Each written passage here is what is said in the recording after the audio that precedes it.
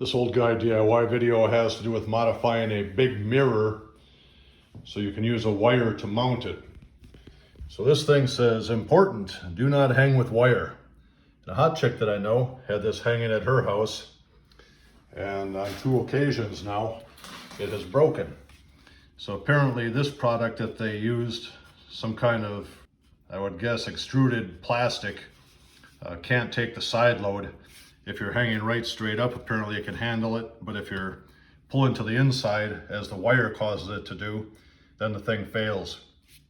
So what I'm doing today is I have a couple pieces of 1/2-inch plywood. I just roughed this up with my knife. I'm going to use JB Weld, put that in there, do that on each side, and then I'll clamp it. After I apply the epoxy, I'll clamp it with a couple of these clamps, leave it sit overnight. Tomorrow I should be able to reattach this little bracket.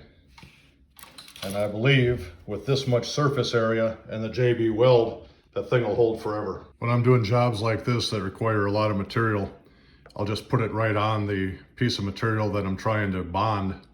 And now that I have the hardener laid out next to the steel, I'll just mix it together with that little toothpick. We'll be good to go. I liberally applied the 2 parts of the JB Quick Weld.